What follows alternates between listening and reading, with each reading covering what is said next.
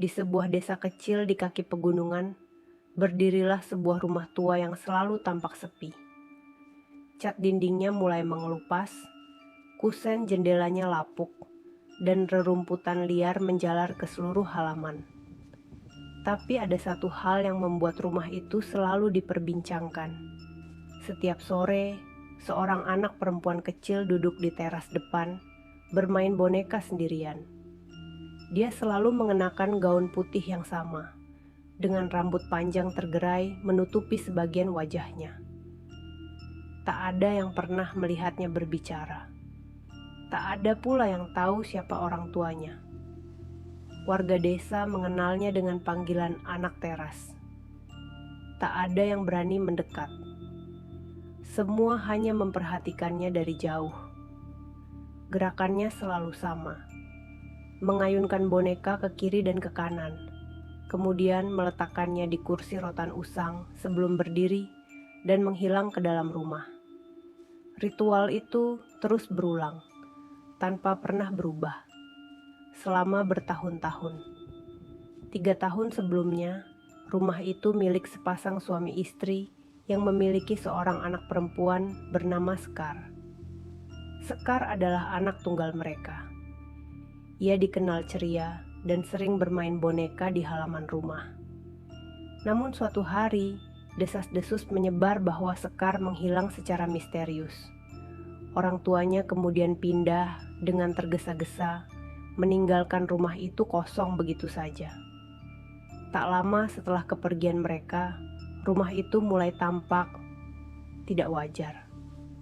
Warga desa pertama kali melihat anak kecil itu muncul sekitar sebulan setelah rumah ditinggalkan. Beberapa mengira itu hanya anak dari luar desa yang bermain di sana. Tapi semakin lama, mereka mulai merasa ada yang aneh. Anak itu tidak pernah tumbuh. Wajahnya selalu pucat, tatapannya kosong, dan boneka yang selalu digenggamnya selalu sama. Pada suatu malam, seorang pemuda desa bernama Guntur, yang baru saja kembali dari kota, memutuskan untuk menyelidiki rumah itu. Ia menolak percaya pada cerita-cerita supranatural yang menurutnya hanya mitos kampung. Ia berdiri di luar pagar rumah, memandangi sosok anak kecil itu yang sedang duduk bermain. Langit senja mulai gelap, tapi anak itu tidak bergerak, hanya menatap bonekanya. Ketika Guntur melangkah masuk ke pekarangan rumah, angin dingin menyergap. Suara gemerisik daun terdengar lebih nyaring dari biasanya. Semuanya sunyi, tapi semakin dekat ia melangkah, semakin perutnya terasa mual. Udara seolah menekan paru-parunya. Saat ia hanya berjarak beberapa meter dari anak itu, tiba-tiba boneka yang dimainkan si anak jatuh ke lantai kayu teras. Suaranya seperti pukulan keras. Anak itu memutar kepalanya dengan gerakan lambat, menatap Guntur tanpa ekspresi. Mata anak itu kosong, tapi ada sesuatu yang berkedip di baliknya. Cahaya yang bukan cahaya manusia. Guntur terpaku, kakinya tak bisa digerakkan. Saat dia ingin berteriak, tubuhnya terasa membeku. Anak itu berdiri. Boneka di lantai tiba-tiba bergerak sendiri, meluncur ke arah kakinya. Guntur jatuh pingsan. Keesokan harinya, warga menemukannya terbaring di tengah jalan depan rumah itu. Tidak ada luka, tidak ada tanda-tanda kekerasan, tapi rambut Guntur memutih sebagian. Ia tak pernah berbicara lagi sejak hari itu. Ia hanya menggambar, berulang kali menggambar sosok anak perempuan bergaun putih dengan mata hitam tak berujung, dan sebuah boneka dengan kepala terbalik. Kisah Guntur menjadi pemicu ketakutan baru. Warga mulai melarang anak-anak bermain dekat rumah itu. Namun, setiap sore, anak itu masih tampak di teras, mengayunkan bonekanya dalam keheningan. Seolah tak peduli dunia di sekitarnya. Seolah waktu tak menyentuhnya. Beberapa orang mengaku melihat anak itu berdiri di depan rumah mereka saat malam. Tidak bergerak, hanya menatap ke dalam, sebelum menghilang ketika lampu dinyalakan. Beberapa lainnya mendengar suara anak kecil tertawa di belakang rumah. Namun saat diperiksa, tak ada siapa-siapa. Bahkan ada yang mengaku menerima boneka usang di depan pintu, dengan pita merah yang penuh noda kecoklatan. Dukun kampung didatangkan. Ia berdiam di rumah itu selama 3 hari 3 malam. Tak seorang pun tahu apa yang ia alami di dalam.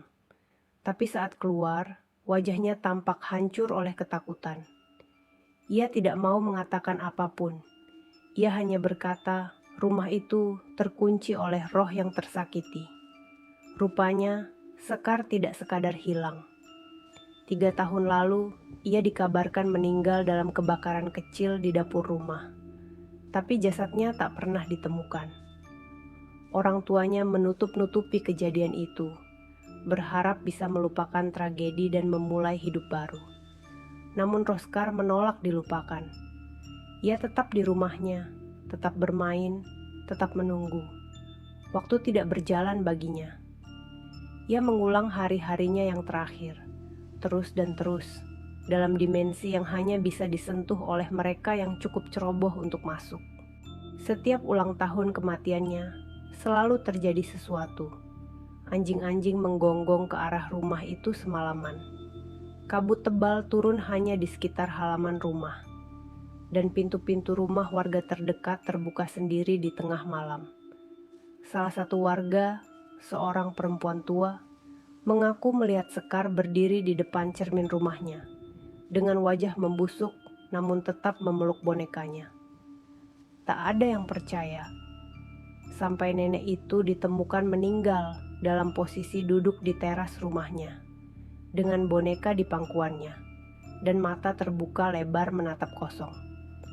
Sejak saat itu, tak ada yang berani melewati rumah itu setelah gelap. Tapi siang hari pun tak banyak membantu. Anak itu tetap di sana, tetap bermain sendirian. Bahkan saat hujan lebat turun, ia tak bergerak sedikit pun. Gaun putihnya tidak pernah kotor, bonekanya tak pernah basah. Hingga suatu hari, seorang content creator dari kota datang, ingin membuat vlog horor. Ia tertarik pada cerita anak teras, dan ingin mengabadikannya dalam video. Warga sudah memperingatkan, tapi ia tak peduli. Dengan kamera dan mikrofon, ia masuk ke rumah itu. Wajahnya penuh senyum dan candaan. Ia menyapukan kamera ke seluruh ruangan, lalu duduk di teras menunggu penampakan. Rekaman itu masih bisa ditemukan di internet. Video pertama menampilkan pembukaan seperti biasa. Tapi ketika malam tiba, ada sesuatu yang berubah. Kamera mulai merekam sendiri. Sosok anak perempuan itu terlihat muncul di belakangnya. Kamera jatuh, tapi terus merekam. Ada bunyi boneka dijatuhkan, suara kursi bergeser, lalu suara teriakan. Setelah itu, hanya suara napas berat. Dan akhirnya, tawa kecil, pelan, menggema dari kejauhan. Tubuh sang konten kreator tidak pernah ditemukan. Tapi bonekanya, boneka yang sebelumnya dimainkan Sekar, muncul di meja kantor desa keesokan paginya. Di leher boneka itu tergantung kartu identitas si pembuat video. Setelah kejadian itu, tak ada yang pernah lagi mendekati rumah itu. Tapi si anak masih ada di sana. Duduk di teras setiap sore, mengayunkan bonekanya. Menunggu, selalu menunggu. Dan warga desa kini tak lagi memanggilnya anak teras. Mereka memanggilnya Sekar yang tidak pernah pergi.